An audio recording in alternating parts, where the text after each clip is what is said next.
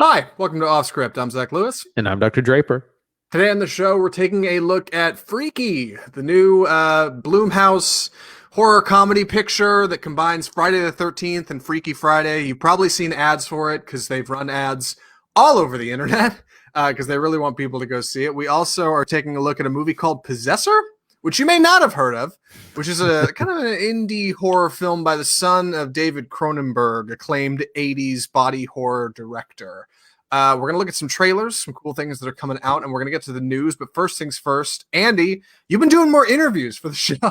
That's And right. I'm so That's jealous. right. And I want to ask about them. Where have you been? What have you been talking about? Well, there was a huge deal that came through today between Cinemark and Universal, which we'll get into more depth with later. But yeah, I was on a station earlier talking about that deal, what it means for streaming and theaters and releases and distribution and all that, and more on that to come because that's a huge deal. We'll talk about that soon. Yeah, now I know what you meant when we were doing the show prep, and you were like, "We'll talk about it when we get there." And I was like, "No, that's dumb. I'll just ask you at the top." You're okay. There is a relevant story to exactly what we talked about, and we'll get to it in the news starting now. First story: Scorpion King reboot in the works at Universal. They're making the Scorpion King again.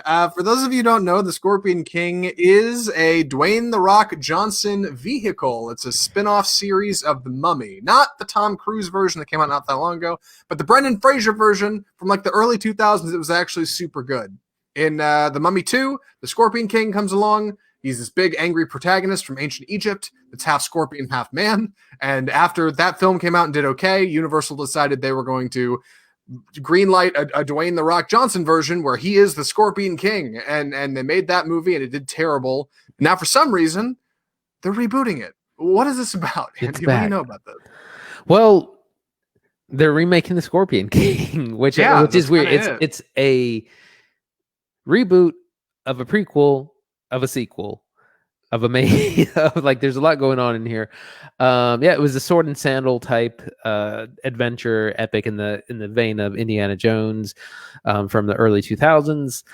It wasn't a great franchise, but everything The Rock does can kind of do no wrong. Like, he's so charismatic. Everything he does is successful, even when he makes a bad movie. Something like I almost said Rampage is a good example. So he will not be in it. He will not be the titular Scorpion King, but he'll probably make a cameo, but he will be like producing it, overseeing it.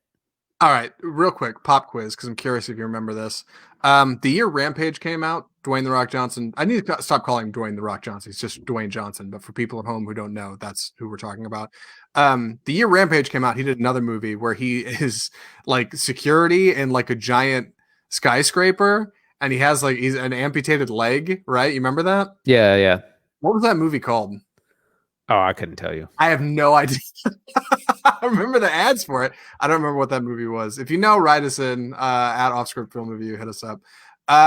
This is intriguing for a couple of reasons. One, because the original movie did not do that great. As far as I know, it came out in 2002. I mean, it kind of came and went. And maybe they're thinking it like launched the career of Dwayne Johnson, but I'd argue that's his charisma across his filmography, not the Scorpion King. Number two, I mean, to me, I'm drawn to thinking of Tom Cruise as the Mummy, right? Not that this is related to that, but the Scorpion King was related to the early 2001 Mummy. So naturally, if they remade the Mummy, maybe the Scorpion King is within the same vein of that, right? That weird universal dark universe thing they were doing with these rebooted monster movies. You think this is related, or is this just kind of its own thing? I think it's its own thing. It's even at this point like kind of disjointed from the original Mummy film that it was related to. I think this is actually the first major film where Dwayne Johnson was like the lead character, big lead role for him. So yeah, exactly. Launched. Now I'm not sure if it the leading man. Yeah, okay. Yeah, I'm not sure about that, but I think it is definitely one of his first big roles where he was the leading character, and he would go. You know, he's had a 20-year career in action films. Yeah, I want to say they did some other kind of Scorpion King spinoff. If I'm not crazy, maybe they didn't. Maybe I'm just overthinking it. But it says here that Dwayne The Rock Johnson is definitely not going to reprise his role as the titular character, but may appear in the film in another capacity. I think it's a mistake. I think the best way for this movie to work, have Dwayne Johnson do it and just play it totally straight. That would be amazing. Then you got a movie. Like, okay, hold on. Something's happening here. But no, I think this is going to try to be like a real thing. It looks like it's also being put together by somebody who's also involved in the Scarface reboot.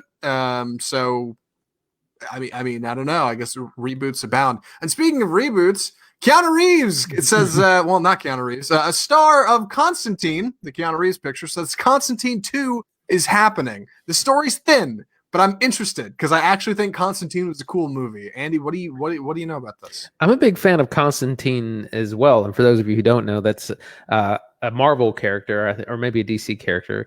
I can't remember at this point. But anyways, he's what is it, the Hellblazer? He fights demons. He's kind of an action exorcist of sorts. And there was a very kind of gritty, dark adaptation of this in 2005, which also starred it's Tilda Swinton, I think, is actually in there as well. Shia LaBeouf is in that film. Rachel Weisz is in that movie. Peter Stormare is in that movie. Actually, a pretty strong cast, all things considered, for Constantine. Yeah. Yeah. So I was definitely a big fan. I remember seeing it in theaters, and I mean that I think it'd be pretty cool to see a remake or reboot. Will Keanu show up himself? Right. So I'll talk about my opinions on Constantine briefly, but how this happened. Peter Stormare, who played Lucifer in the film, recently got on Instagram and posted this image. It looks just like a screenshot from another video or something. In Constantine, Peter Stormare plays one of the best versions of Satan in film history. He was very good. But he said on his post, quote, "Sequel in the works." I actually clicked through that, which got people talking. Suddenly, people are writing articles. Oh my God, Peter Stormare says Constantine 2 is happening. This is very thin. Nobody has talked about this. Constantine did not actually do all that awesome, which is why it didn't get greenlit for a sequel in the first place. It definitely had a bold vision, but the idea that a sequel is happening is a bit of a surprise. Now, Keanu Reeves is redoing The Matrix, right? They redid Bill and Ted, right?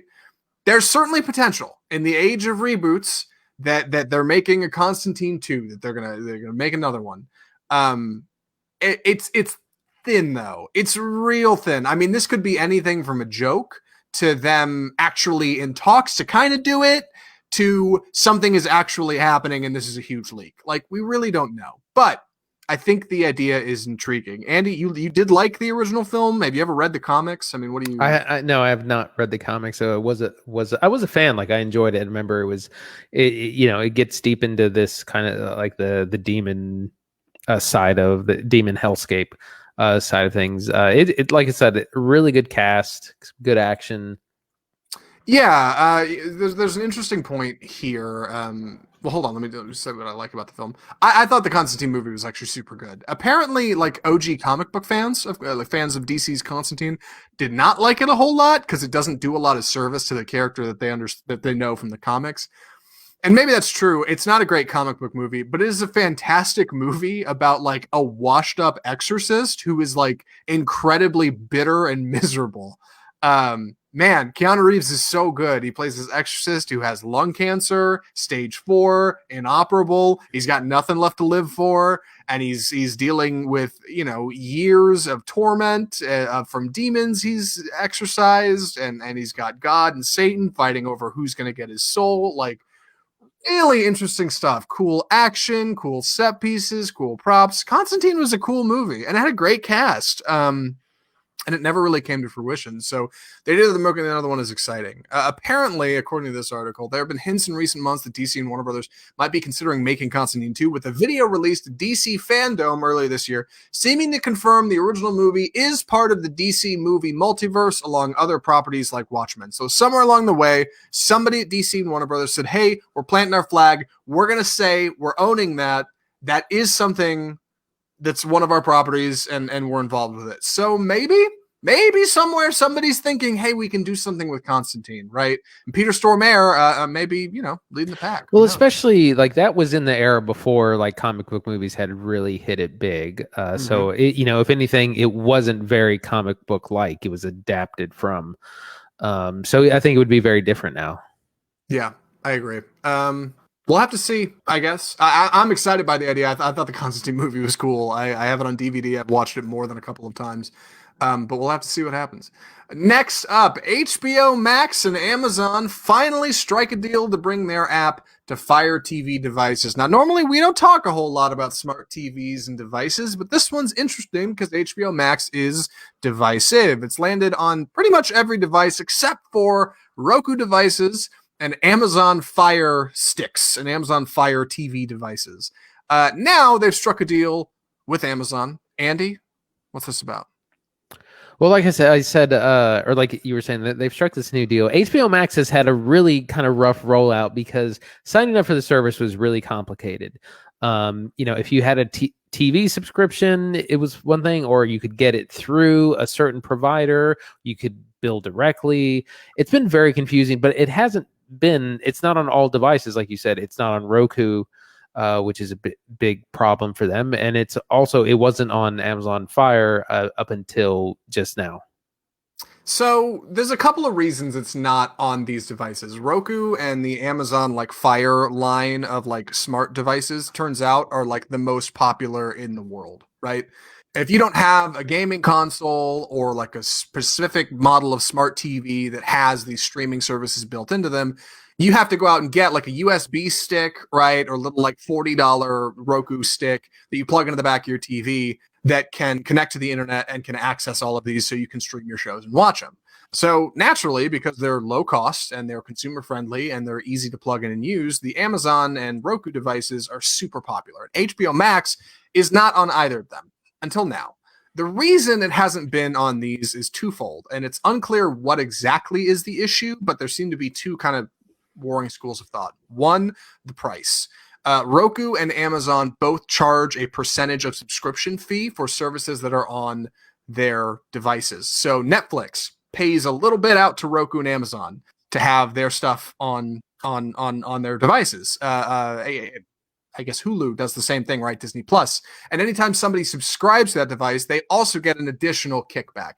And supposedly Warner Brothers didn't want to do that. They're like, no. We want to pay you our base monthly rate or whatever. We don't want a portion of our subscriber revenue to go to you just because people are watching through your devices. That's dumb.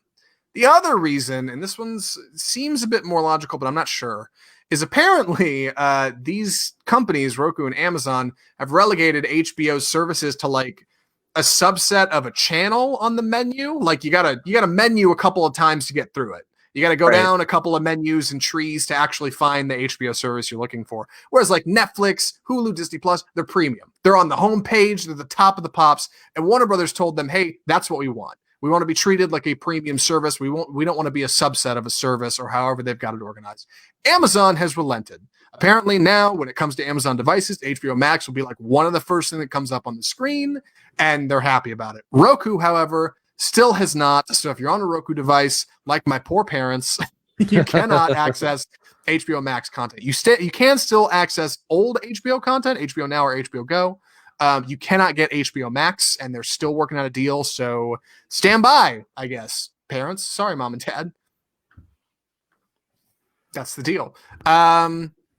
Any thoughts on this one, Andy? There's not a whole lot to it. Yeah. No, I mean, other than it's, like I said, the big problem here is that it's been very, very complicated rolling out HBO Max. Luckily, I just have subscribed to them directly, and so I just get billed directly, and it's not through Comcast or AT&T or,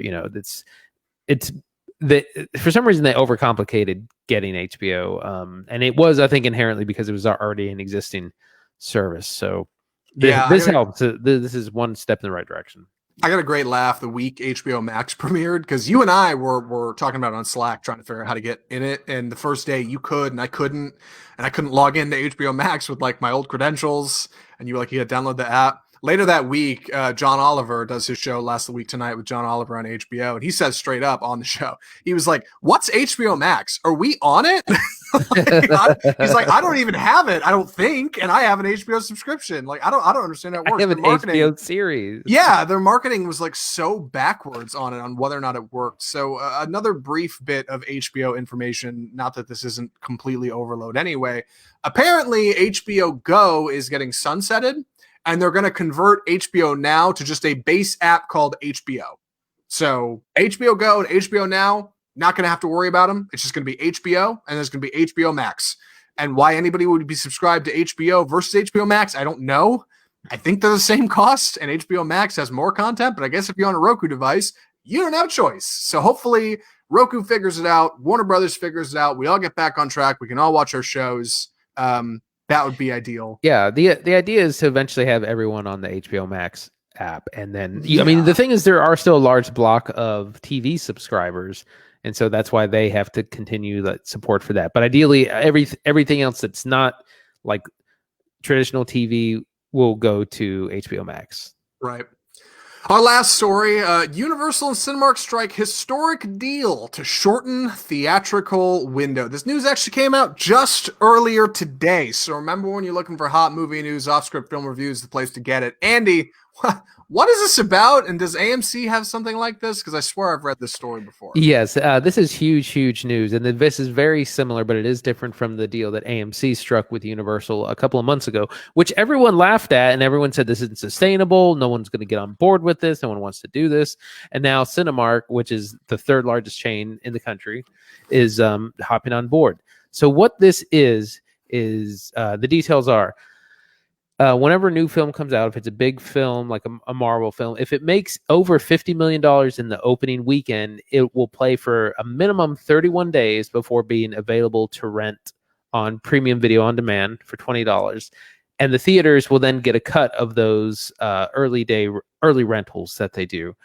So this is what huge. It protects the larger movies, and it gives theaters a little bit longer window, because the AMC deal was 17 days. So in under 3 weeks, a movie could go from being in theaters to rental, and that was a little bit too short for them. And that option will still be on the table. But the big thing is 31 days till release. So Marvel comes out with a movie, you wait a month, and then you can rent it. So it's a pretty big deal. And basically what it does is it gives studios and theaters lots of flexibility. They can kind of gauge to see how a movie is doing, and then like push it to rental, PVOD. If it's not doing too hot. So that's the deal. And like I said, AMC had already struck a deal, and now Cinemark has as well. So I've got some questions for you, because I feel like there's some holes in this story and this deal that don't make sense to me. So I'm hoping you can clear it up, because you are, at this point, I mean, an official correspondent of national radio and television. That's regarding right. This. Congrats, by the way. I love that you're doing that. Seriously. Thank you for taking one for the show, getting out there and doing your bit. First things first, if a movie has to make $50 million, all right, to stay in theaters, and if it makes less than that, then it'll go to streaming after 17 days, right? Doesn't that incentivize some people who may want to stay in and not go out to see a movie just to wait a couple weeks, and then hopefully the movie will not make enough money and they can watch it at home?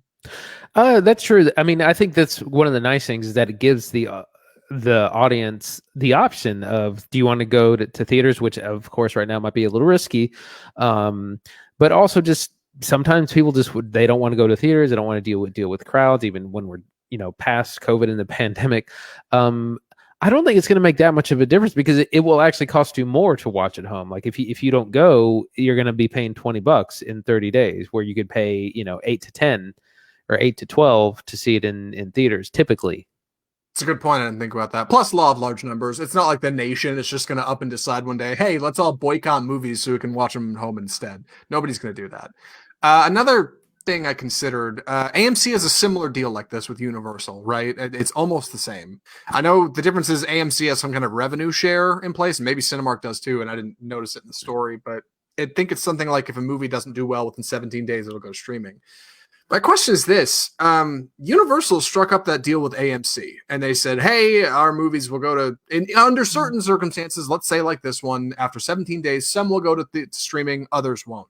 Why does Universal have to make this deal with Cinemark as well? Universal is the one who makes the movies. AMC doesn't own Cinemark. They're two independent theater chains. So if Universal decides, hey, we're going to push to a 17-day window, and then we're going to streaming, that's that, right? Cinemark has to play ball. Why are they negotiating, I guess? Well, You know, that's a good point. Well, the thing is, the AMC deal is going to become this deal, like the deal that's been worked out. Like this is the better deal, but mostly because they needed protection for larger films. Mm-hmm. You know, because they couldn't have, you know, you can't have a Marvel film or like a Star Wars go into rental after 3 weeks or even 5 weeks. You know, a lot of it will depend on how popular. You know, I imagine something like Star Wars will play for 6 to 8 weeks in a theater before or rental. Like that's probably not going to change too much. What will change is kind of the mid-budget films or like the surprise hit. I forgot your question. No, I was just wondering why Universal is like obligated to make this deal with multiple different theater chains.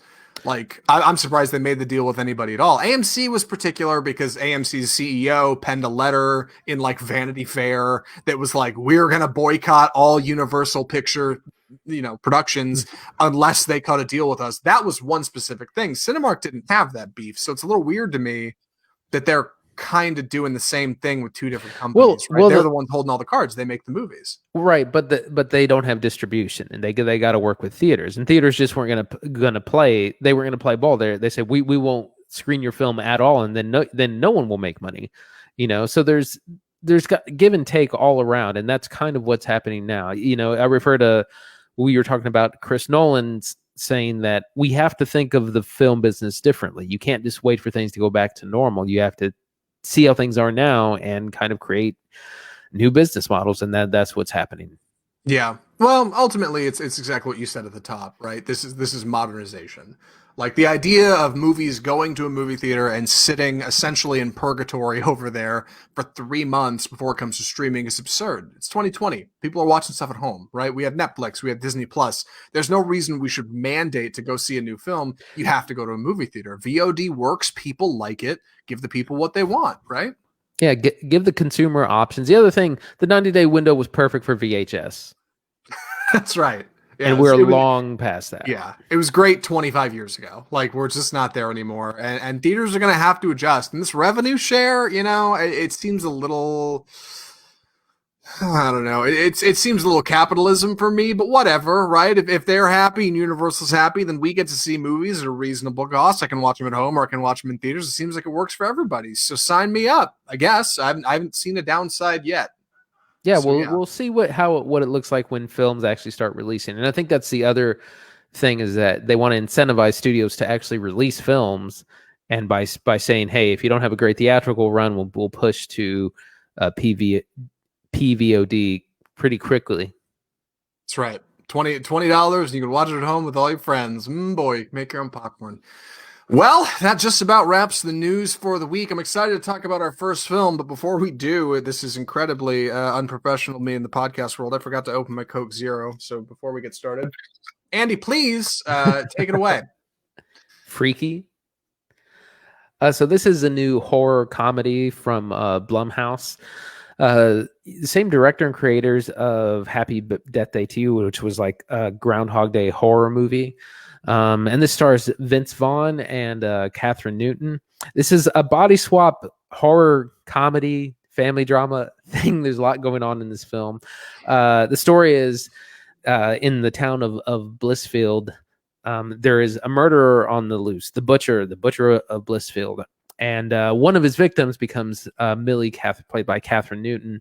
And when she's attacked, her and the killer end up swapping bodies. So the killer, played by Vince Vaughn, becomes a teenage girl. The teenage girl becomes 6'5" Vince Vaughn. And so they have to try to, so now she's on the loose. She's in the wrong body. She's committing murders because no one knows who she is.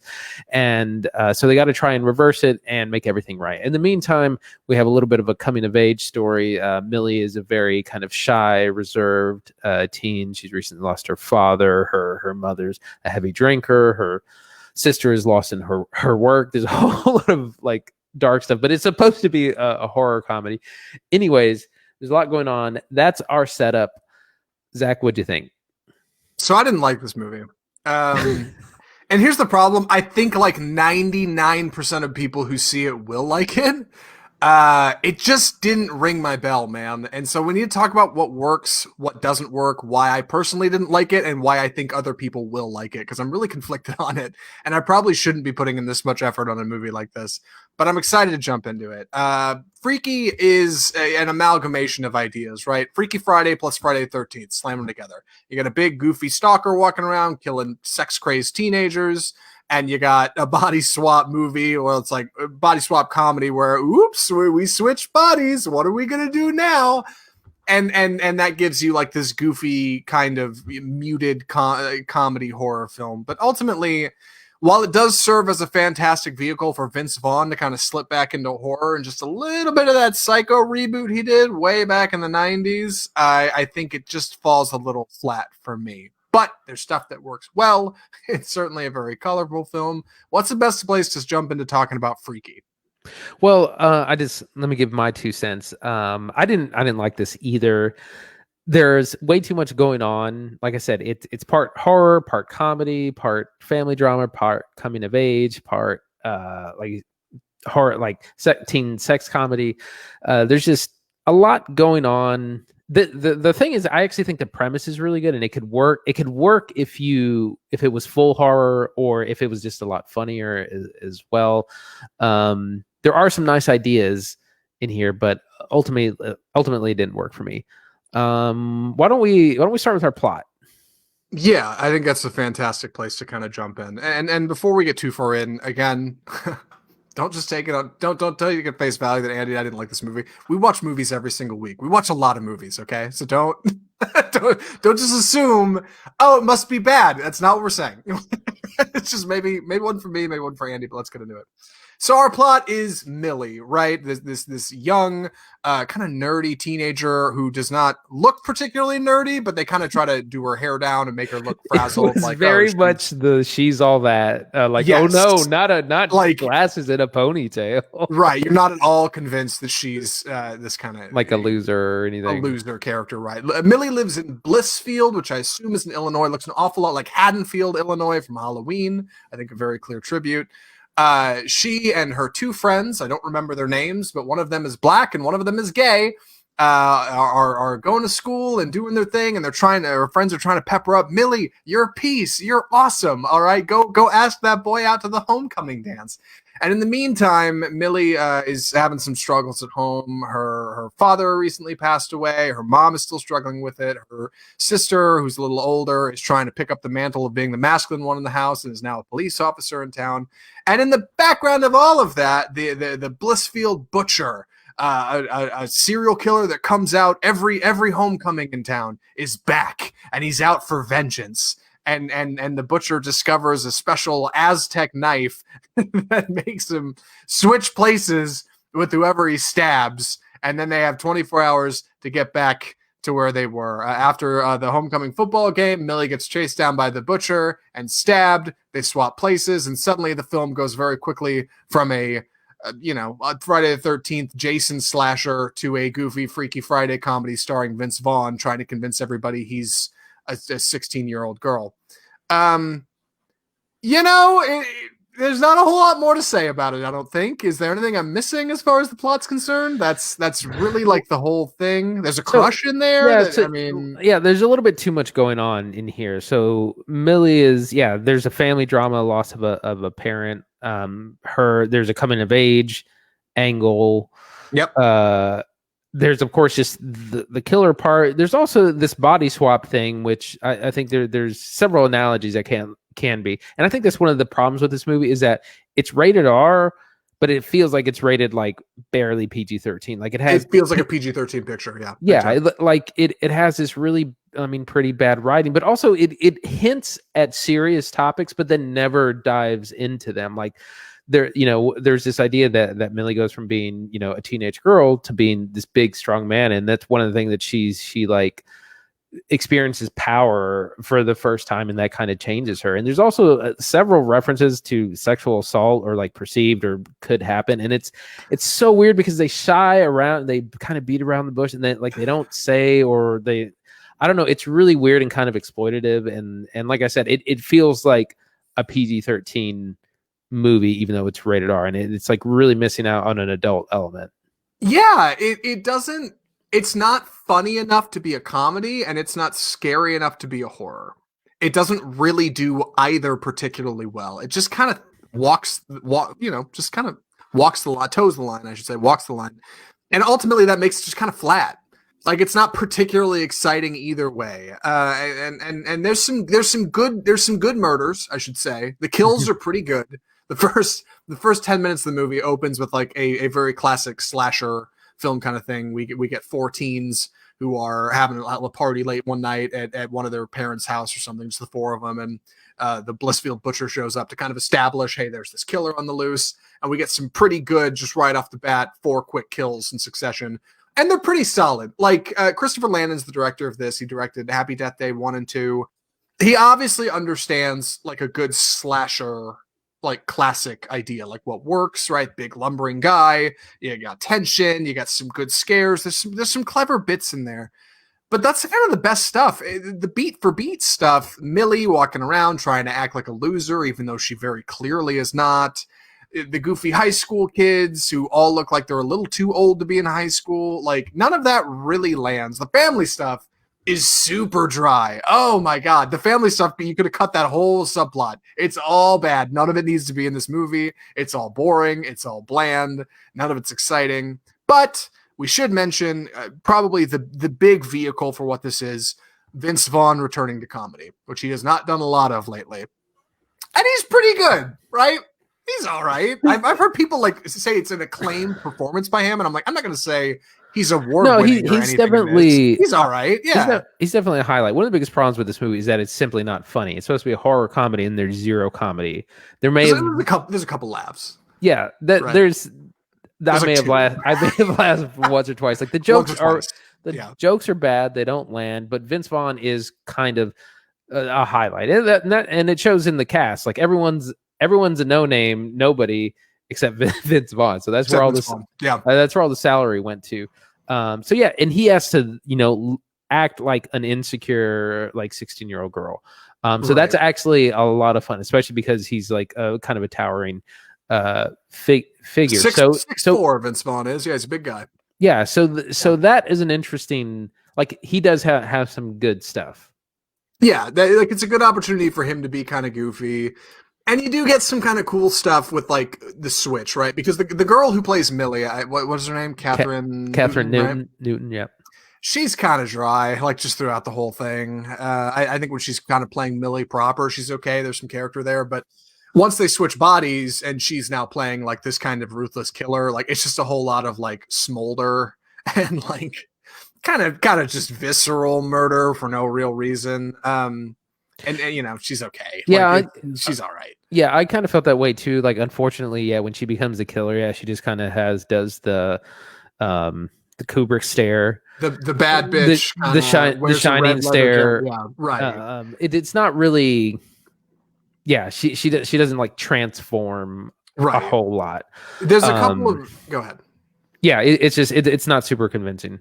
No, and you did point out something earlier. There are a couple of good opportunities for this kind of killer victim thing to kind of switch and swap over each other and have some fun. For example, the killer very quickly discovers in Millie's body she's very weak, very much like Chucky in Child's Play, right? Like you are no longer a man, you are a much smaller figure. You do not have the strength you had. You do have a little bit more speed though.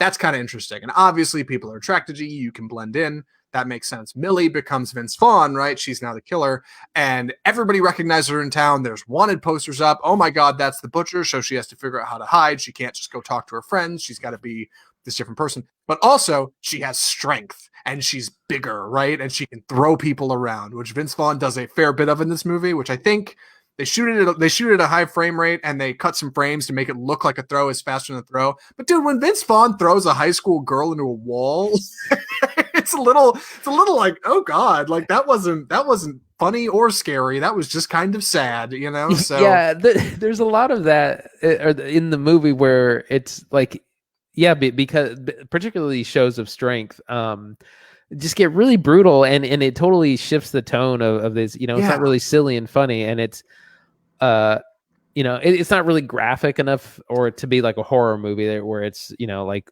where you have body horror or something like that. It's just like it just looks like domestic abuse. I do want to dig into kind of a couple other characters. We've got I've got the IMDb page pulled up. I need to at least pull up their names so I have their characters in mind. We have Millie, right, played by Katherine Newton, our main kind of final girl, the blonde. She's kind of our main character. She's all right. We've got her black friend Nyla, played by a woman named Celeste O'Connor. A lot of newcomers in this movie. I mean, a lot of names you haven't heard of, so I'll skip the ones that aren't particularly important. But she's really just kind of flat. I don't really remember anything she did in the movie. Her gay friend Josh is much more interesting, but I don't think that's surprising. Right, a lot more charisma. You're obviously gay in high school. You have to be a much more kind of standout individual. The mom is boring, and the sister, who's kind of become the masculine police officer in the house in lieu of their father dying. That's a little interesting, but also not particularly. Didn't really do anything. It reminded me of Dewey from Scream. Oh yeah, okay, yeah, I'd take that. David Arquette, sure. Just like the useless police. Yeah, like she's just kind of there and like isn't really important. Like I said, the family stuff is really played up more than it needs to be. It's like, oh wow, I know you're really struggling after what happened to your dad. They never really say what happened because that would be too mature for Freaky, right? Yeah. It's just, it could have all gone. They could have cut the whole thing. They could have saved 25 minutes out of the picture. Like it didn't need it. The high school stuff, the friends, the killer, that stuff works. The family stuff, it can go. Yeah, it's just sorry, I saw some exciting news I'll share with you in a second. Oh really? Hold on. What do you got? So Mank is actually going to be playing in theaters this weekend. Ooh. Yeah. David Fincher's Mank? Dude, I love me some Fincher. Yeah. Fincher's the best. Everybody go see Mank. Anyway, sorry. Anyways, playing near us, so that might change what we watch at the end of the show. Yeah, the whole family, like I said, there's a family drama of that lost their father. Their mom's a drunk and she's kind of attached to the children. But it's like I said, there's that is never really fully, there's like 5 plots in this movie. None of them are really ever developed and resolved. Right. None of them really go anywhere. There's if you're watching the trailer on Facebook with us right now, there's a woodshop teacher played by the guy who played Cameron Fry and Ferris Bueller. Fun to see him back. Mm-hmm. He's kind of this like angry teacher who she has disagreements with. There's some football players who give her a hard time because they don't think Millie's very cool. There's the cool clique of girls at school who give her a hard time, and all of these kind of very minor antagonists in a high school girl's life are subject to obvious, murder at the hands of a killer who is I don't know, just walking around school mad that these people are giving her a hard time. So you get a little bit of fun stuff in there. I did want to mention this angle of like not addressing actual serious issues. This movie feels like a PG-13 movie, except for the kills. Those are violent. Yeah, that's like the one place that they decided to go like hard R. Right. That's the one thing that like if they had toned those down a little bit, this could have easily been a PG-13 picture. And one of the things this movie does is it just toes around actual serious issues. I said earlier the example of the father dying and them being like, well, you know what happened to your dad last year. I'm really sorry about what happened to your dad. But we never find out what that is. There's another great example where Millie, the killer, pulls aside the popular girl, right? And popular girl thinks they're going to gossip when really the killer is looking to, get the murder on. And while the two of them are alone in this locker room, Millie, the killer, kind of approaches the other girl quietly. And the other girl's like, hey, are you well, shoot, I don't really go that way, or whatever she says. It's implying she's lesbian, but they won't just say it. And it's like, this is an R-rated picture. You can just say, like, high school girls, what the word lesbian is. You can just say it, Yeah. But they don't really do it. Like, it never really goes all the way. It just kind of does this thing where it walks up to an issue and then steps back because it's too afraid to take a stance. It's like PC.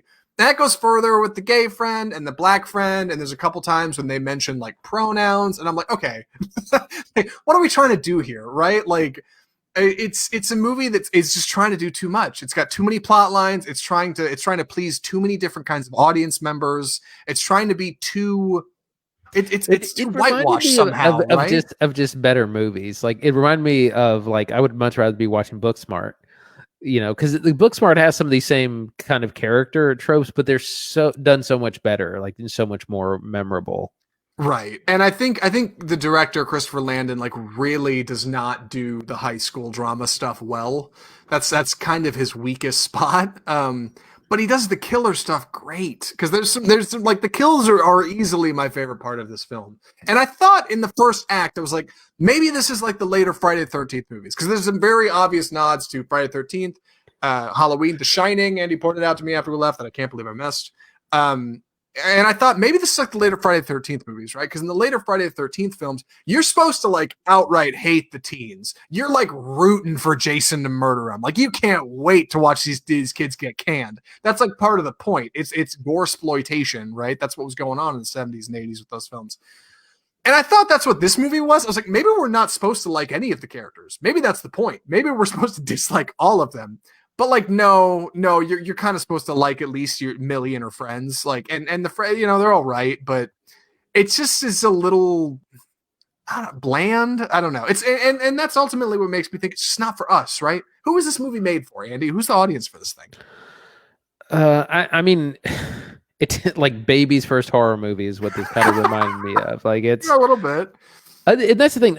There are all these references to much better horror movies and classic horror franchises, but like I said, it just feels so sterile and so childish, and it's a rated R film. And I was like, why is there PG and PG-13 writing for a hard R film? Like it makes no sense. Right. It's like a Crayola box of 16 crayons, right, for a kid, except a horror comedy. Like it's got all the elements. It's got the teenagers, it's got the big lumbering killer, it's got the funny body swap stuff, but none of it like really adds up to be better than the sum of its parts. It's just kind of lame. But we did see this in a theater. There were probably what 12 teenagers in the back of the theater with us, and that was it. Yeah, 500 and they were having a great time. Yeah, 500 person theater. Yeah, they were all hanging out, chatting, shooting the shit. Like they were having a great time, and that did add a bit of an element in some of the slower, lamer parts. You could hear them back there talking and jeering at the screen, and that does speak to what this film is supposed to be. It's very much theatrical. There's a reason this is in theaters. Like I think it does benefit from like the theater audience, right? A bunch of people laughing, and like it's that campy horror comedy stuff that works, but nobody's going to movie theaters right now. So it kind of misses the mark that way. Yeah, it's not, I think it could have worked, but with a lot of changes. Like, first of all, it's got to be funny. If you're doing the horror comedy, you got to do the comedy part. So that part's pretty bad. You got to just have better writing. It could also have just been full horror. Like you could ditch the comedy part and just, because the premise is interesting, this body swap thing could really go somewhere, and it could it's all happens from this like dagger, and you could have it like I was saying like Jumanji, where the dagger floats around to a new person, and then there's kind of you could have a whole franchise out of it. But it kind of isn't. It tries to be so many things, and it's not any one of them. Well, yeah, it's worth mentioning Christopher Landon obviously made Happy Death Day, and then he made Happy Death Day 2U, which is Happy Death Day 2. He's no stranger to like the goofy horror comedy sequel, especially with a kitschy idea like this. And this mystical dagger of like Aztec power is never really explained, and there's definitely potential for that to come up again in another film. 110%. Like it never really digs into what's going on there. It's never like, ooh, here's the secret Aztec history of this dagger. Not at all. Barely even mentions that it's Aztec power in the first place. I probably could have left it out of this review and you wouldn't have even noticed when you watched the movie. And there's certainly potential for this idea to be carried into a third film. I mean, Blumhouse horror universe. When are we going to get the crossover? Happy Death Day and Freaky 2. Yeah. Right? When is that going to happen? Well, they got to start making more. Well, I think Happy Death Day actually did well as compared to this. Right. Yeah. And this one, I don't think will do as well, probably strictly because of the pandemic. If this had been a straight to streaming movie, I bet it would have done really well, because the Blumhouse's marketing has been on point. I feel like I've seen ads everywhere for this movie. Maybe it's just me, but. Well, also in relation to the Universal and Cinemark deal, this is actually going to go to video on demand by the end of the month. I think November 30th. Ooh, all right. Well, if you're looking for something to watch, it's a shame they missed October. That obviously would have been the ideal time for this to come out. But hey, if you want a kind of Christmas, every time is a good time for horror. Yeah, this definitely takes place in October and whatever the setting is supposed to be. There's a couple points where I'm like, I'm surprised they're not just talking about the big Halloween bash instead of the homecoming bash, but whatever. Um, I don't know. Yeah, strange way to frame it, but I can appreciate what they're doing, I guess. All in all, it's a fine Vince Vaughn vehicle, I guess, but I'm just a little lukewarm on the whole thing. Andy, you ready for recommendations? I am. All right. One other thing before we jump to it, the score for this film is composed by Bear McCreary, who is the composer of the new Child's Play remake. It's classic. It's like a very classic slasher score, so I can appreciate what he was doing in there. Anyway, Andy, would you recommend Freaky? No, I don't think I would. It's like I said, it's supposed to be a horror comedy. It's not scary and it's not campy enough. It's not funny. There are a couple of laughs, and there is a good performance from Vince Vaughn, and I think Catherine Newton does what she can with the script. But it's really poor adolescent writing. It skirts around really serious issues. It does have good kills, good body horror and gore, but everything else is pretty underwhelming, and I definitely was pretty bored through it. Yeah, I think I would recommend it, and the reason is because the movie is just kind of so bland all around. It's kind of made for anybody. Obviously, it's rated R, right? You shouldn't be taking children to go see this thing. But like, if it's on streaming, which I'm sure it will inevitably will be, and you got nothing going on, you don't have to watch, give it a shot. It's like 143 minutes, and it was a little bland for me, but like you'll probably like it just fine, right? I think if you're definitely a younger individual, you got a teenager or something, you don't know what they want to watch, I think they'll like this movie just fine. Like it'll work. The kids in the back of our theater were having a good time watching it. Whatever. Not bold enough for me, but Freaky is okay. That's my official opinion on Freaky, I guess. And with that, we should move on to our next segment. We've got some trailers to look at. 3 trailers this week. Things that jumped out at us, things that are new, things that are old, ultimately movies that are coming that we think you might want to keep an eye on or maybe stay away from. Andy, what's the title of this segment called? It's time for the trailer park. Perfect. Did we split up how we're going to talk about these things? Yeah. We did. You did. Okay, thanks. Sorry, I'm looking at the outline for the first time. Yeah, go ahead, please. Pieces of a Woman. So this is a new drama that's coming to Netflix, starring Vanessa Kirby, Shia LaBeouf, and Ellen Burstyn. Vanessa Kirby plays a mother who loses her child in childbirth and subsequently goes into depression. And the story seems to be about how the loss of the child affects her as a mother, affects her husband, Shia LaBeouf, and their grandmother, played by Ellen Burstyn. It looks like there's also a court case, maybe some sort of malpractice thing involved. Looks really emotional. Definitely looks like an Oscar kind of contender type of film, without being something as pathetic as Hillbilly Elegy. Vanessa Kirby, it looks phenomenal in this movie, and I've only seen her in action films. She was in Mission Impossible. I forget the most recent one. That one, and then she was in Mission Impossible. Yeah, I didn't know where I saw her. Yeah, from. She was like the arms dealer, and then she was also in the Hobbs and Shaw Fast and Furious Presents kind of spinoff. So she's done these big action movie action roles, and now she's doing like a serious drama, like definitely going for the Oscar in this. This definitely looks really good. Looks heartbreaking. So bring the tissues. But I'm pretty excited to see this. Yeah, it definitely looks like a star-studded picture, right? We got Shia LaBeouf in the backseat, which I think is smart, right? I think he plays a great supporting actor when he isn't necessarily exactly in the limelight. I think this will be a good opportunity for. You just said her name, and it's not Catherine Newton. I know that. Vanessa Kirby. Vanessa Kirby. God, I don't know. Whatever. Vanessa Kirby, I think this will be a good opportunity for her to flex her chops a little bit and do something that's just a little bit bigger, right? Vanity Fair, if you're watching trailer as we're watching it on Facebook here, said it is a career-defining performance for her, so we'll have to see. And of course, Ellen Bernstein is too much, man. Oh my god! Like killing it since Requiem for a Dream. Every time I see her, I think of Requiem for a Dream. It just makes me sad. So she's going to be great. She's going to be this fantastic character who reminds you that you should be calling your mom as soon as you leave the theater. You know, it looks good. It looks heartbreaking. a little bit like what was that, man? Manchester by the Sea, right? Like you knew that movie was going to be a bummer, like just going in. So like it's hard to really commit to jumping into that, but it's on Netflix. It'll be something you're watching at home, and hopefully some good life lessons coming out of whatever this is supposed to be. Pieces of a Woman looks not too shabby. What do you think? Well, and this shows like Netflix can make great films. You know, it reminds you last year, Marriage Story was kind of the big thing that came out. Roma, you know, like they're possible. It's possible for them to make great Oscar-worthy, heavy, dramatic films. They just push so much mediocre films at the same time, though.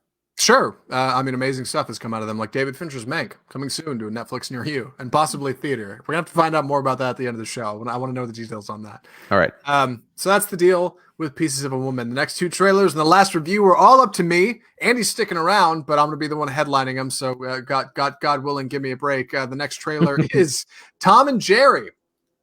So, Tom and Jerry, the classic Hanna-Barbera cartoon, is getting a reboot again, because I'm sure they've made some films for this before, but this is a live-action movie, Tom and Jerry, the live-action feature.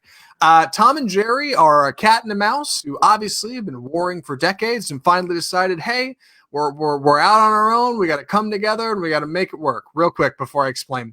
Tom and Jerry are animated, everything else is live action. That's the bit. They're cartoons. Everything else is real. Like Who Framed Roger Rabbit. That's what's going on in this movie. Or Sonic the Hedgehog. Same kind of thing. Detective Pikachu. Same kind of deal. That's what's happening. So Tom and Jerry are out on the road and trying to find a home when they stumble into New York City, into a very, very fine hotel where Chloe Grace Moretz is a young, up-and-coming assistant manager and looking to excel. And for her to get her promotion to become the big fancy manager, she has to catch this mouse that's on the loose in the hotel. And to do that, she employs a tomcat she's found named Tom. So you got Tom and Jerry chasing each other around a big hotel. You got Chloe Grace Moretz trying to keep up with them, doing comedy, which I've not seen her do a lot of. You got some other stars in here. Colin Jost is in this movie. Paul F. Tompkins, Ken Jeong. What's his name? Oh God, the guy from Ant-Man. Michael Pena is in this movie. A lot of exciting individuals. The trailer looks like some decent animation on the side of the cartoon stuff. It's like the CGI cartoon thing they've got going on, and it looks like you're gonna have some of the classic Tom getting beat to hell, which is important in Tom and Jerry, right? Back then, cartoons do not take a frying pan. Like it's not like nowadays where everything's really, you know, soft edges and rounded corners. Like they're beating the hell out of each other in those old cartoons. This looks like it has a little bit of that. Tom and Jerry. Andy, what do you think? I got bored halfway through this trailer. Yeah, I did too. How does that happen? Like I couldn't keep watching. This is the first time I've actually seen the second half because I just couldn't. It's good. Looks like it's probably great for the kids. Yeah. Definitely aimed at much younger audiences. The animation looks weird to me because it's like, it's like a rendering of 2D hand-drawn animation. It's so kind of strange. Like they probably should have just gone with like 3D, a full like 3D model of stuff. So yeah, it's some strange visual choices. But like I said, I had a hard time. It's definitely not for me. It's not for adults. I'm sure the kids will love it. Yeah, it looks like they made like 3D models of Tom and Jerry to run around the world, but then they like textured them and skinned them in like flat, cartoony like color.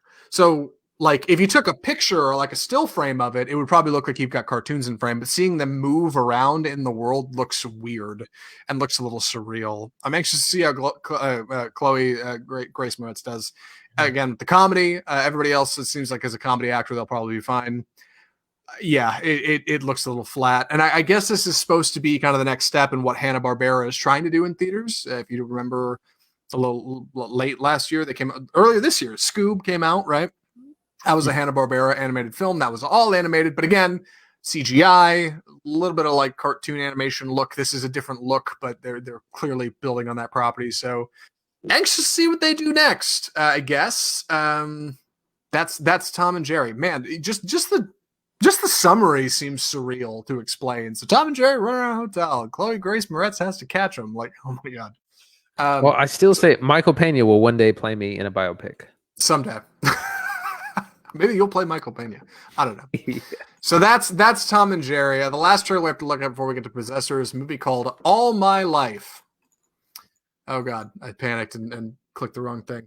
Oh no, the trailer park thing's still up. Great. So All My Life is the story of a love story. Is what it is, based on a true story. The trailer tells us. It's very sweet. I don't know any of the characters' names because they seem kind of forgettable, but a young, attractive blonde woman in New York meets a young, attractive Asian man, and the two of them hit it off, and they have this wonderful foster of a relationship. They start dating. They go out. Things are going great. They jog together. They move in together. It's right out of a Nicholas Sparks novel. My God, like the sweetness of this relationship. It looks so great.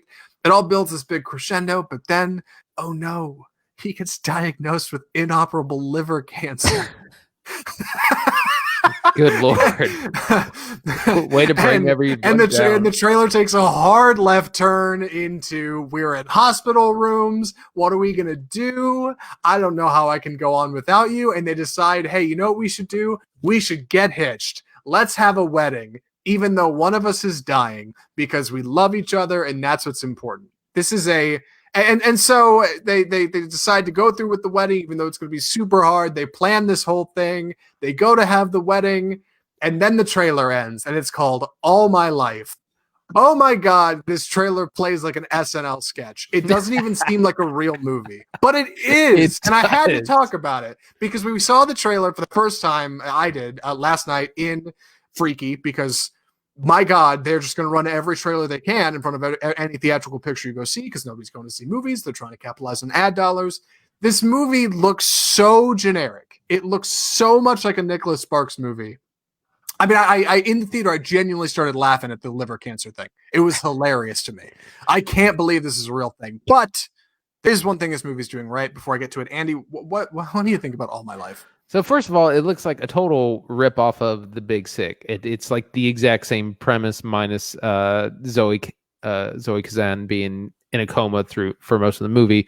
Right. The Big Sick stars Camille Nanjiani as they're in a couple, they're in this relationship, and then she becomes ill and she's actually in a coma for a lot of the movie, and he has to then like kind of reconcile with her family. That's a very funny, very touching movie. This seems like a rip off, it's like the exact same premise. It seems to not have the comedy element, but it's so ridiculously sad in points. It's just it doesn't look great.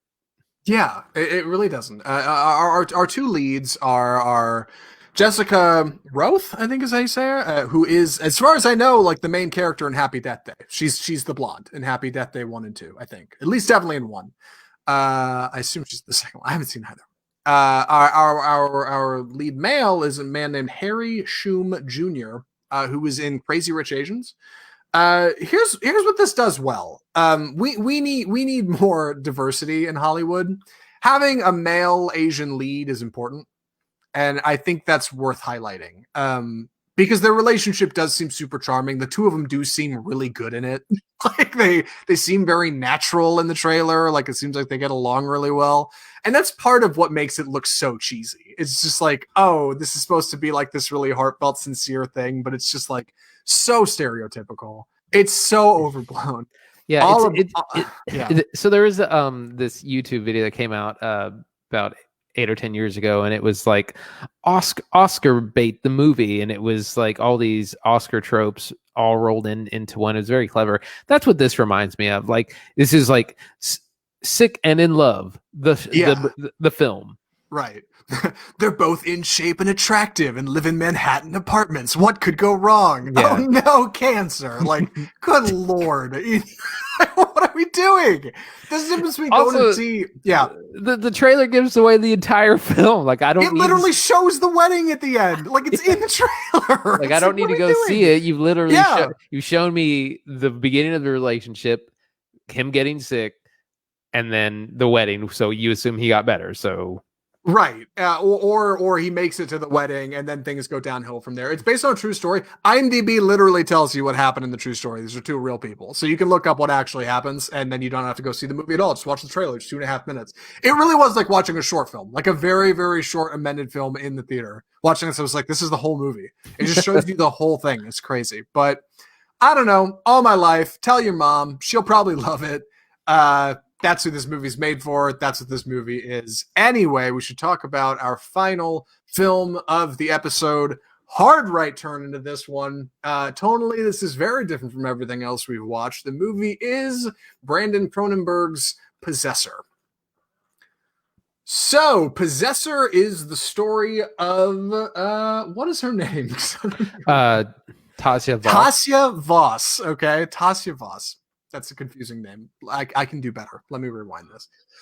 Possessor is the story of a young woman, an agent of a secret organization that uses brainwave technology to possess the bodies of other people, assassinate targets, and then escape that possession and return to your normal life, unseen and unheard. It is a very dark tale from the mind of Brandon Cronenberg, the son of David Cronenberg, acclaimed Canadian director of the 70s and 80s who turned out body horror pictures like Videodrome, Scanners, The Fly, starring Jeff Goldblum. Really twisted stuff, right? Of people's faces melting and bodies exploding and all kinds of really, really crazy body horror stuff.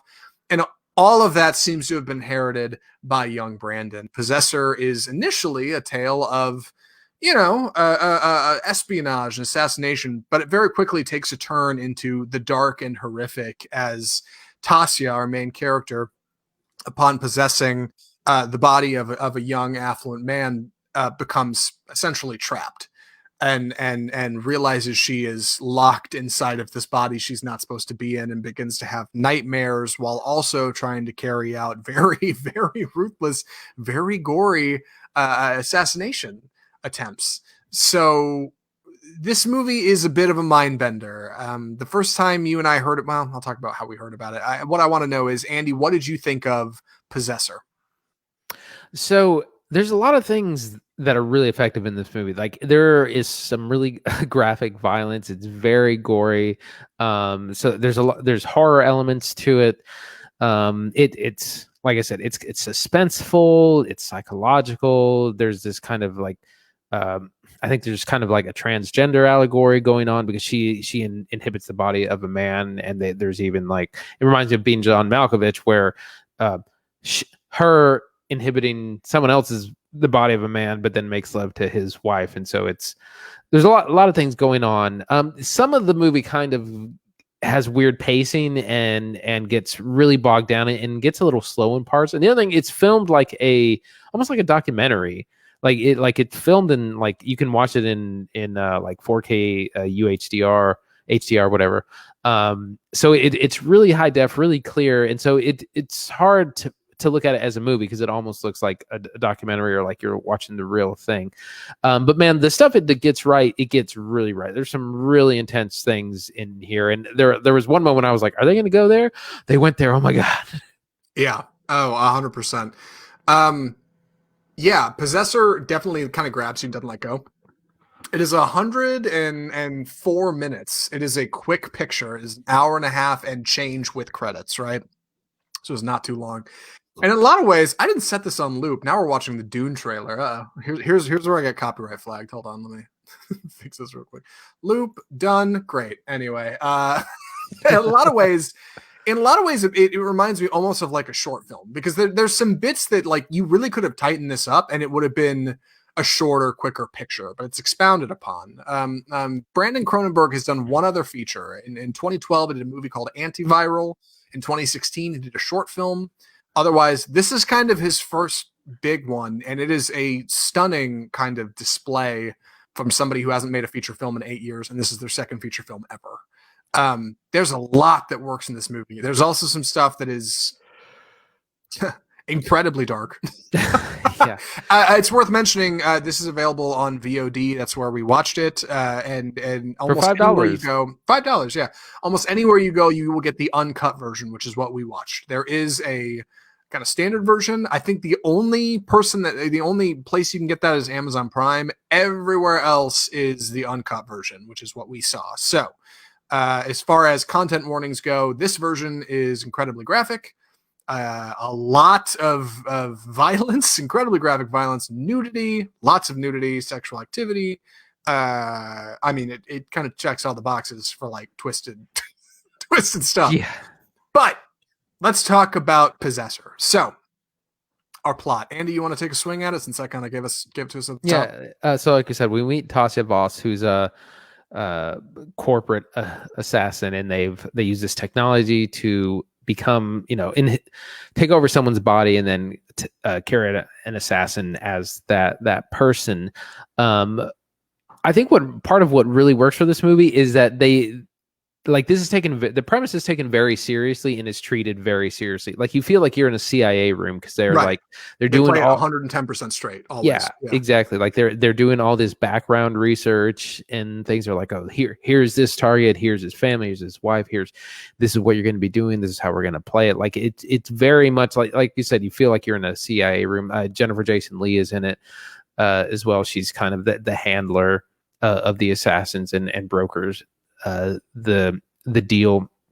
Andrea Riseborough isn't actually in the movie very much because she's possessing the kind of male character played by Christopher Abbott. Who's tremendous in this. The only other thing I've seen him in is It Comes at Night, and he's super good in it. Oh yeah, that's right. Yeah. So actually he kind of holds up a lot of the movie because he has to act like her. Right. He's possessed. So I think the plot is great because, like you said, after she has to be in this body for a long time to carry out this assassination, and she does kind of get stuck. But that causes a lot of problems itself. Like I said, it bogs down in weird parts. Like there's parts where he hangs out in an apartment for kind of overly long times, and a lot of times, like you said, it feels almost like an episode of Black Mirror. Like it almost maybe would have worked better as like that. You could have easily tightened this up to like a 45 or 60 minute picture and it would have worked. Like it would have been fine. In fact, maybe it's too long for what it is, but it's a very visceral kind of movie, but it's not particularly cerebral. It doesn't spend a lot of time asking you to think about the implications of somebody possessing another person's body. It kind of just shows it to you and then cuts to credits. And you're like, oh God, what did I just see? Mm-hmm. Andrea Riseborough plays our main character, Tasia Voss. You most recently would have seen her in Birdman, The Unexpected Virtue of Ignorance, or Mandy, where she was the titular character. Mandy, my favorite film of 2018. She looks sickly in this film. She is like a broken figure of a woman. She looks like she weighs 90 pounds wet. Her hair and her eyebrows are like jet white. She almost looks like she is like what do you call that? Albinism? I don't know. Mm-hmm. She looks like she has no character of her own. There's no color in her hair. Her eyes are white. Her skin is pale. Like she just looks like this, just like sick individual. I mean, she looks terrible. And this is the woman who is possessing people and using their bodies to assassinate individuals. The film opens with her possessing a young woman on like a cheerleading squad. They go to like a party, and there the woman in the cheerleading squad immediately, viscerally, brutally murders a man in cold blood in front of everybody, and then essentially shoots herself in the head. And then we get introduced to Andrea Riseborough. So it kicks off very, very quickly with like, oh my God, this is horrible. Gallons of blood, horribly graphic, like just really swings for the fences. So one of the things that I found really interesting, like I said, that there's kind of what I think is a transgender allegory here, where she inhibits the body of a man, but it's not just about her wanting to be a man or anything like that. It's also just about being something that you're not. And in this case, it's also just being a killer, because she's an assassin and she's essentially just supposed to shoot the target and then and that's it. but she ends up choosing much more brutal methods to assassinate these people instead of just and even her job is like, why'd you choose to do that? You know, why'd you stab this man to death when you could have just shot him? You know, so there's this whole idea of just becoming something that you're not and being allowed to do things that you wouldn't be allowed if you were in your own body. Yeah, and I think that's a really important part of it. Quickly after we're introduced to Andrea Riseborough, her supervisor, played by Jennifer Jason Leigh from Hateful Eight, is what you probably would have most recently seen her in, explains that, hey... single white female. Right, they go through this great... It reminded me a lot of like The Matrix, this idea that you like pulled into a reality and pulled out of it, right? She's pulled out of this reality, out of this kind of machine, and they have a quick session of like identifying reality. They show her some kind of objects from home. Do you remember all this stuff? They identify that, okay, she is who she is. She remembers who she is. Apparently this idea of linking brains can really warp like how somebody thinks. It can cause significant brain damage. But she explains, hey, we got another big job, right, coming up soon. So go do your thing. We meet a couple characters in Andrea's life, a couple family members. And then she goes back to the machine to jump in and do another job, which is where we're introduced to kind of her alter ego for the rest of the film, played by Christopher Abbott, a young affluent man who is... She possesses so she can murder his kind of stepfather to be, who's the CEO of this big company, right? That's the whole deal. You possess this guy, you're going to murder the CEO of this company, then you basically kill yourself and you come back here and we're right back. But that's where things start to take a turn. That's where we start to, because she's going to be in this body for a few days. And that's where we start to get this kind of melding of identity and this question of who are you versus what are you, you know, who is in charge and who isn't. Where does an idea come from? You start to get questions of, like transgender identity, right? Male or female? What is it to be? What is being? And you start to get some really, really kind of kooky ideas interspersed with this film, covered in tension as she tries to navigate this man's life for a couple of days as not him. And people immediately recognize, hey, you're being weird. You're not being normal, right? You're not acting yourself. And then ultimately to murder the CEO, played by Sean Bean. Surprise appearance by him. I did not know he was in this movie. He only has a few scenes, but he's Sean Bean. He's great. And then ultimately she has to try to return to normal life, which is where most of the tension in the film is coming from. Our really four main actors and actresses, Andrea Riseborough, Christopher Abbott, Jennifer Jason Leigh, and Sean Bean, are fantastic. Sean Bean's barely in it, but like, man, they're really good. Christopher Abbott is stunning in this movie. He's like, really got this kid needs more film. work. Yeah, he's very good. He's very good in this movie. Andrea Riseborough is fantastic. Like, I mean, she's like a shell of who she is as an actress, who I know her to be. All of them really fall into this well, and I think that's due to Cronenberg's direction. I mean, it's just dark enough, and you're right, it all is played so straight. Like, it is so serious. Everything, the stakes are on all the time. Like, it never lets up for a minute. Like, it's a real roller coaster ride. Yeah, it's super intense, and it's important to also mention that there's this kind of subplot of Andrea Riseborough, and she has a small son, and she's separated from her father, but they kind of do get along, but that's also a big, it's a big part of the movie as well. And she's a mother, she's like a family person, but she's also an assassin. Right. This is a woman who like cannot shake the idea of being inside of another person's mind and like being in this machine. Like, her work is all she does. I mean, she doesn't eat. She doesn't really sleep a lot. Like, and the few things she has in life that tie her to reality, the objects she's shown whenever she comes out of the machine to kind of root her back in her character and who she is, and also her family at home. Those are like the few things that tie her to any kind of like actual identity. So obviously they're an important part of the film, and Cronenberg doesn't shy away from that. Those are important to establish who she is as a character as well, because without those, I mean, she's just kind of this like ghost. She's just this ghostly figure that kind of possesses people for a living, which is really intriguing. I want to talk about the technology in the film, how it's used. This movie takes place in what appears to be some kind of dystopian alternate reality, not too far in the future from our own.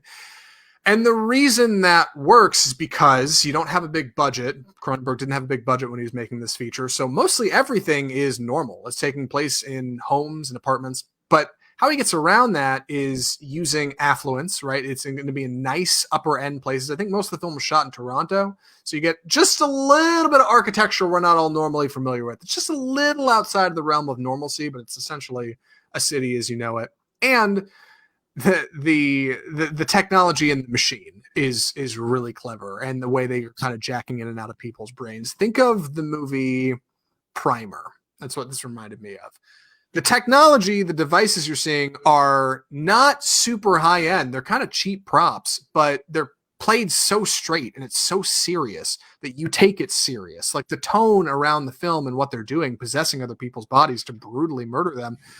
It's so real that like when you're actually looking at the machine and it looks like this goofy like kind of plague doctor's mask thing she puts on, you take it as if it's a real thing, and it's really effective. Like it's great filmmaking. It can immerse you in this world while also kind of having this alternate 1984-esque technology with which the plot is carried out. It's really good stuff.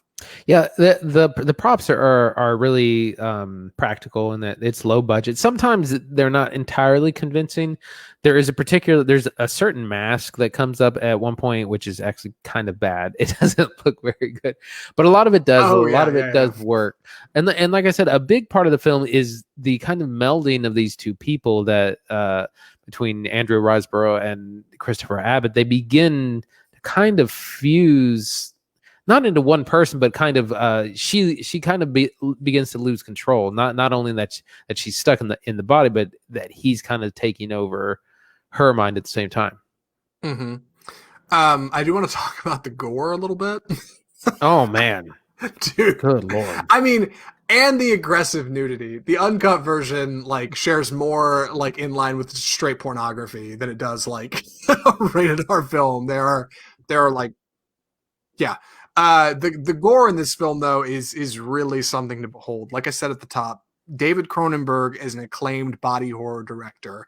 That guy put stuff on screen people had never seen. He was melting corpses together, blowing heads up. I mean, Scanners, if you've never seen it, has arguably the greatest head explosion of all time in film.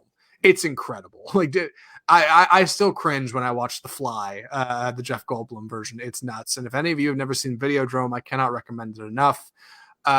This movie totally falls in that vein. Cronenberg absolutely inherited that from his dad. I mean, very early on in the film, a character is shot in the face, and you would just have streams of blood coming out of this person's face. Like, obviously not in any kind of realistic capacity. It's played up for the sake of being body horror, but like it's aggressive. Gallons of blood coming out of people's bodies as they're getting brutally stabbed, like just really going for it.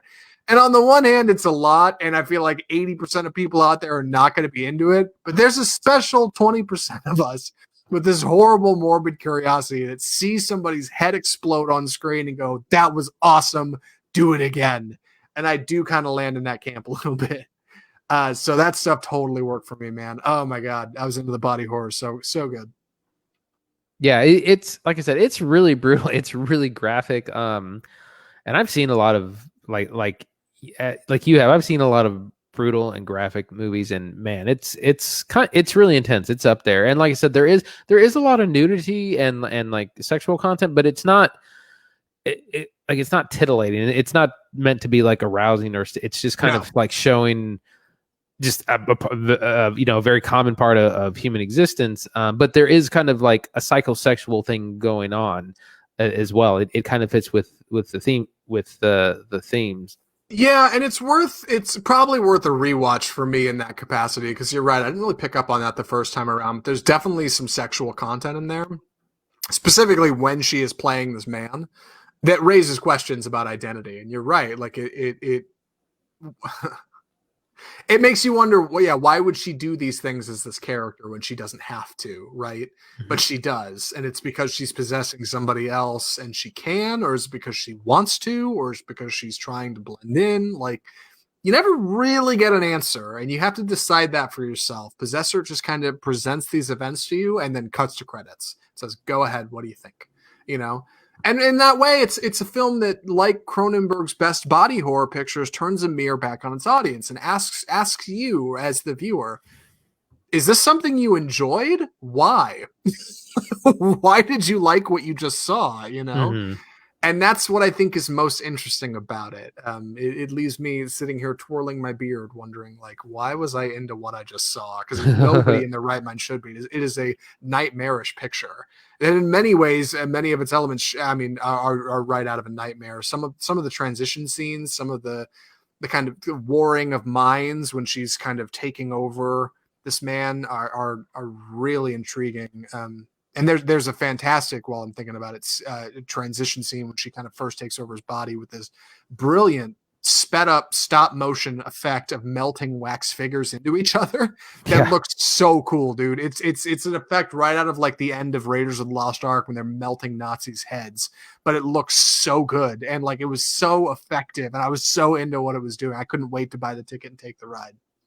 So, any other thoughts on Possessor? Because I feel like I've talked way too much about it. I think I'm ready for recommendations. Andy, would you recommend Possessor? Yeah, with some strong caveats. It is, or content warning. It's extremely violent. That's basically it. It's extremely violent. So if you can get over the horror and the gore of that part, I was really into it. Like it's doing the psychological thriller horror thing. It's asking a lot of questions. It does kind of have some slow moments, which kind of go on for too long. But, it's not very long. It's only about an hour. What is it? An hour and 35 minutes, or hour and 40 minutes. It's a quick watch. Yeah. So it's not too long. It could either be tightened up or just kind of fleshed out a little bit more. But it's definitely one of the more intense things I've seen in a while, especially this year where we haven't had a lot. So yeah, I would recommend it with some strong caveats.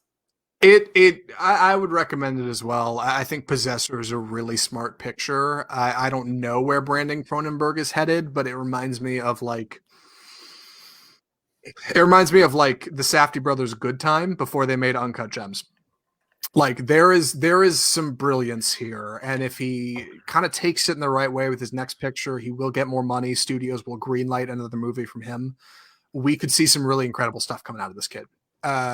This is a fantastic second film, because like I said, he made one in 2012 called Antiviral that I'm probably going to go try to watch this week because I enjoyed this one this much, but with caveats: extreme gore, extreme violence, extreme nudity, but some really cool stuff going on at the center of it. So if you're interested at all, if you've heard this review and you're intrigued and you want to know more, it is $5 to rent this movie on pretty much any service. I can't recommend it enough. Don't watch with your parents, for God's sake. You should probably watch it at home in a dark room. But man, Possessor is super cool. I was really into this movie. So that's Possessor. And that's our show. That's the whole thing. You've done it. You've made it to the end. Congratulations.